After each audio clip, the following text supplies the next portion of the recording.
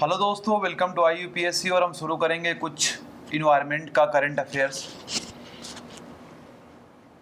इसमें दोस्तों हमारा पहला टॉपिक आता है लेग्यूम रिसर्च प्लेटफॉर्म। सर बात यह है, लेग्यूम मतलब कि हमारी पल्सेस। सर लेग्यूम होने का मतलब ये होता है सर कि ये जो पल्सेस होती हैं, जब आप इसको खेत में बोते हो ना, किसी फील्ड में लगाते हो, तो ये क्या करती हैं कि जो न्यूट्रिएंट में कमी है, बेसिकली जो नाइट्रोजन की कमी है इस फील्ड में न्यूट्रिएंट की, उसको फिक्स करते हैं। और कहाँ से फिक्स करते हैं उस नाइट्रोजन को? एटमॉस्फेरिक नाइट्रोजन को डायरेक्ट फिक्स करते हैं हमारा उस लैंड में। इसीलिए इसको क्या बोलते हैं? लेगुमिनियस प्लांट। आपको पता होगा कि 2 साल से हमारा सक्सेसिव ड्रॉट आया हुआ है। सक्सेसिव ड्रॉट आने की वजह से क्या हुआ कि पल्स का प्रोडक्शन काफ़ी कम हुआ है, अरहर की दाल का प्रोडक्शन हमारा कम हुआ है, जिसकी वजह से हमारे पल्स के प्रोडक्शन में शॉर्टेज आ गई है।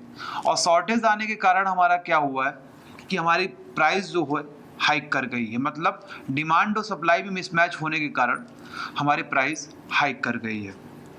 ठीक है सर। तो इस पर एक कमेटी बनी थी हमारी सुब्रमण्यम साहब की, जो हमारे चीफ इकोनॉमिक एडवाइजर है। उन्होंने बोला कि सर आपको डोमेस्टिक प्रोडक्शन बढ़ाना ही बढ़ाना पड़ेगा, अदरवाइज आप डिमांड को पूरी नहीं कर सकते। कितना आप एक्सपोर्ट करेंगे? अभी तक के आप लार्जेस्ट एक्सपोर्टर है भाई साहब इंडिया। तो उन्होंने एक सजेशन दिया था कि आप ड्राईलैंड के एरिया में, जो ड्राईलैंड का एरिया है, वहां पे पल्स का प्रोडक्शन बढ़ाइए। क्योंकि सर पल्स एक ऐसी चीज है ना कि आप देख सकते हैं, पहली बात तो सॉइल की न्यूट्रिएंट भी इंक्रीज करती है, प्लस वो ड्राईलैंड के एरिया में भी आप क्या कर सकते हैं, वहां पे प्रोडक्शन कर सकते हैं।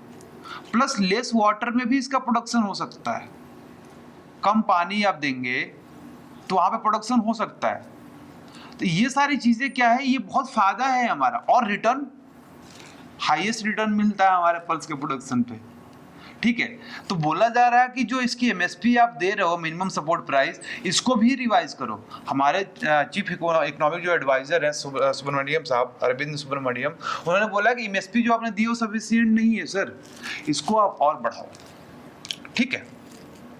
तो सर देखिए, हमारे जो 2 प्राइस होती है, एक हमारी MSP प्राइस होती है, ओके, और एक हमारी खरीदने वाली प्राइस होती है। ठीक है, बाइंग प्राइस होती है। MSP हम इसलिए देते हैं सर कि हम ये MSP हम इसलिए देते हैं ताकि ज़्यादा प्रोडक्शन हो जाए, डिमांड ज़्यादा हो जाए तो दाम उसका घट ना जाए। इससे किसान को हर्ट होगा, किसान को दिक्कत होगी। तो इससे कम प्राइस पे मतलब आप नहीं बेच सकते, मतलब बेच भी सकते हैं, लेकिन इससे कम प्राइस पे आप क्या करेंगे, इतने प्राइस पे गवर्नमेंट आपसे परचेज कर लेगी। जो भी आपके पास सामान है, जो भी आपका पैदावार हुआ है, इतने प्राइस पे गवर्नमेंट आपसे परचेज कर लेगी सर।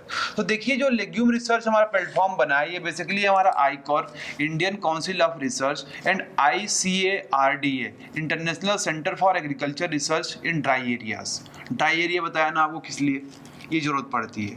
ओके, तो इनका एक कोलैबोरेशन है और साथ में काम कर रही है satellite research of West Bengal, pulse के लिए जानी जाती हैं। उसके बाद central and zone research institute काजरी राजस्थान। ये 4 चीज़ें हमारी मिलकर एक ज्वाइंट कोलैबोरेशन हमारा बना हुआ है सर। उसके बाद देखिए, जो हमारा लेग्यूम का रिसर्च कर रहे हैं, पता ही है सर आपको, फूड सिक्योरिटी। अब सर क्या होता है, हम पल्स से क्या लेते हैं, पहली बात ये जान लेते हैं। पल्स से सर हम प्रोटीन लेते हैं। प्रोटीन सर हमारी बॉडी के लिए क्यों जरूरत होती है? क्योंकि इससे हमारा क्या बनता है, टिश्यू बनता है। ओके, हमारी जो टिश्यू बनता है प्रोटीन से बनता है। ओके, इसके लिए हमारा क्या होता है, प्रोटीन इंपॉर्टेंट होता है। तो सर क्या बाहर के लोग दाल नहीं खाते हैं? कभी कभी खाते हैं।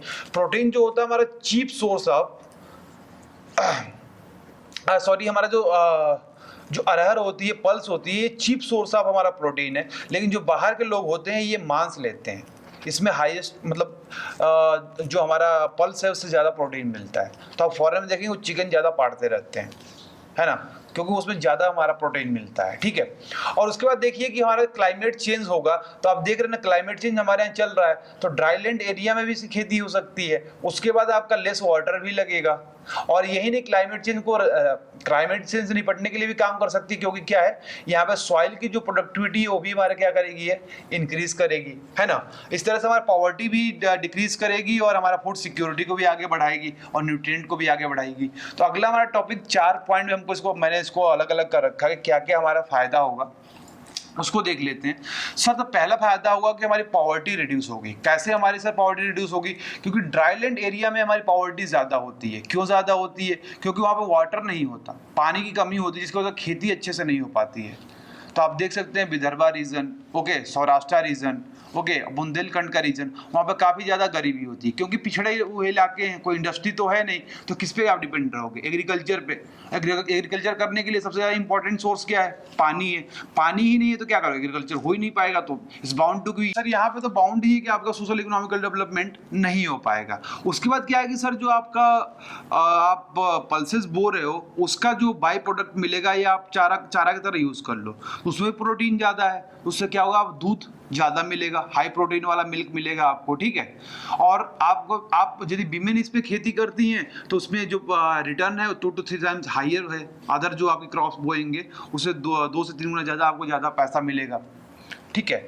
अब सर देखिए फूड सिक्योरिटी कैसे होगी, क्योंकि आपको बता दिया कि ये अफोर्डेबल सोर्स ऑफ प्रोटीन है, ठीक है। और कम पैसा लगा कर, कम जमीन लगा कर ज्यादा रिटर्न निकाला जा सकता है। और सर देखिए कभी भी एक हमारा आपने सुना होगा रोटेशन ऑफ क्रॉप। तो रोटेशन ऑफ क्रॉप का मतलब ये है कि जो हमारा लेग्यूमियम सॉइल है, सॉरी जो लेग्यूम वाले हमारे क्रॉप्स हैं, जैसे हमारे पल्सेज हो गई, पहले इसको बो ताकि इसकी क्या हो, सॉइल की फर्टिलिटी इंक्रीज कर जाए। सॉइल की फर्टिलिटी कैसे इंक्रीज हो जाएगी? क्या है कि नाइट्रोजन फिक्सेशन होगा, और यही नहीं जिंक, कैल्शियम और आयरन भी फिक्स करेगा ये, ठीक है। उसके बाद कोई एक हैवी क्रॉप लगाओ जो फर्टिलिटी को ज़्यादा खा जाए। उसके बाद फिर क्या करो, ये वाली क्रॉप लगाओ, ताकि रोटेशन पीरियड पे करोगे तो सॉइल की फर्टिलिटी बनी रहेगी और आपकी इनकम भी बनी रहेगी, ठीक है। अब इसके बाद देख सकते हैं कि नाइट्रोजन फिक्सेशन होता है, वाटरलेस यूज होता है, तो ये सारे हमारे क्या है बेनिफिट होते हैं लेग्यूम क्रॉप्स के। सर अगला टॉपिक आता है कि हीट वेव्स। तो मेट्रोलॉजिकल हमारे डिपार्टमेंट ने ये बोला है सर कि 40 डिग्री से ज़्यादा टेम्परेचर हो गया प्लेन्स में या 30 डिग्री से ज़्यादा टेम्परेचर हो गया हिली एरियाज में, तो ये क्या हो जाएगा, वहाँ पे हीट वेव घोषित कर दी जाएगी कि चल रही है। अब सर क्या करो, अपना मुंह को ढक लो, उसके बाद पानी पी लो, प्याऊ लगा दो अपने डिस्टेंस पे, इससे हमारा क्या इस प्रॉब्लम से हम निपट सकते हैं। सर काजीरंगा नेशनल पार्क के बारे में आप सुना होगा, पहले ये 1950 में वाइल्ड लाइफ सेंचुरी थी, लेकिन जैसे ही हमारा वाइल्ड लाइफ प्रोटेक्शन एक्ट बना हमारा 1974 में, तो 1974 में ही हम क्या देखिए जितने भी हमारा नेशनल पार्क्स हैं, बायोस्फीयर रिजर्व है, ये सब प्रोटेक्ट किए जाते हैं किसके अंदर, वाइल्ड लाइफ प्रोटेक्शन एक्ट की तरफ अंदर प्रोटेक्ट किए जाते हैं, है ना।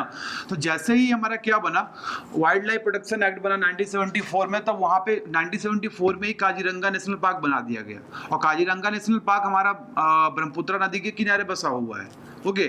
और ये बेसिकली 5 बड़े जानवरों का घर है ये, जैसे 1 हॉर्न राइनो, ये बहुत इंपॉर्टेंट है, 1 horn rhino, tiger, Asiatic wild buffalo, eastern swamp dear और एलिफेंट, इनका क्या है, ये उनका घर है।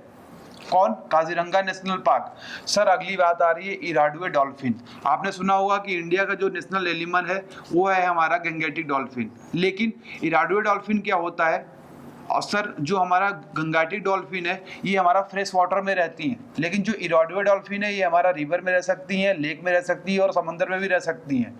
ये बेसिकली कहाँ पाई, इस समय ज़्यादा पाई जा रही है, भितरकनिका नेशनल पार्क जो हमारा उड़ीसा में है, ठीक है। उसके बाद सर देखिए वहां से माइग्रेंट होकर क्या हो रहा है कि वो चिलिका लेक में आ जा रही है, प्राइमरी हैबिटेट बन गया है हमारा किसका, इराडुए डॉल्फिन का।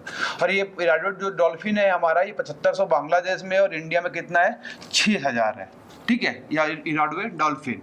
अगला सर हमारा टॉपिक आ रहा है कि एक न्यू कॉन्टिनेंट न्यूजीलैंड को बनाने की कोशिश कर रहे हैं। तो सर बात आपको पता होगा कि जो हमारा एक स्टडी आई है, पब्लिश किया है जियोलॉजिकल सोसाइटी ऑफ इंडिया ने, इसने बोला है कि जो हमारा न्यूजीलैंड का एरिया है ये 4.9 मिलियन स्क्वायर किलोमीटर लंबा है और ये सिंगल स्लैब का एक कॉन्टिनेंट है। लेकिन आप इसमें देख सकते हैं कि जो इसका क्रस्ट है, जो क्रस्ट पार्ट है, क्योंकि हमारा जो अर्थ बना हुआ है ये बना हुआ है क्रस्ट मेंटल कोर से मिलकर बना हुआ है, तो क्रस्ट की इसकी थिनिंग बहुत ज़्यादा हो गई, इसकी वजह से क्या हुआ कि नियरली इसका 93 to 94% जो इसका एरिया है वो सबमर्ज हो गया ओशन में। तो केवल 6% ही एरिया जो दिखा हमारा न्यूजीलैंड का वो बाहर दिखता है, जिसमें न्यूजीलैंड वाले लोग रहते हैं, जिसको आप क्या मानिए एक अलग कॉन्टिनेंट मान लिए। अभी तक आप देख सकते हैं यहाँ पे 7 कॉन्टिनेंट है। ओके, तो आपको मतलब आपको ये जान के हैरानी होगी केवल 6 से 7% एरिया पे ही मतलब ये रह रहे हैं न्यूजीलैंड वाले, और जो एरिया है हमारे ओशन में क्या हो गया है, सबमर्ज हो गया है। और जैसे टेम्परेचर हमारा जो क्लाइमेट चेंज हो रहा है, CO2 ज़्यादा इंक्रीज होगा तो जो 6% बचा है वो भी सबमर्ज हो जाएगा। फिर न्यूजीलैंड वाले कहीं के नहीं बचेंगे। फिर इनकी जो डेयरी, ये सबसे आगे हैं जो न्यूजीलैंड वाले लोग हैं, ये हमारे डेयरी में आगे हैं, और जो पोस्ट हार्वेस्ट सिस्टम है हमारा एग्रीकल्चर में, इसमें आगे हैं। तो इनकी डेयरी भी डूब जाएगी, पनीर भी डूब जाएगी, सबको डूब जाएगा। ओके, क्लाइमेट चेंज होगा तो ये हमारी बात है सर। अब देखिए कि हमारे इंडिया में एक्टिव वोल्केनो कहाँ पे है। तो सर अंडमान निकोबार और north eastern part of the port Blair, वहाँ पे हमारा क्या है, बैरन आइलैंड है, जहाँ पे क्या हमारा एक्टिव वोल्केनो है। अब देखिए सर ये क्या है कि वहाँ पे कोई इंसान रहता हुआ नहीं है। ओके, और ये जो हमारा प्लेट है हमारा अंडमान निकोबार, ये सबडक्शन हो रहा है बर्मा रीजन की तरफ पे।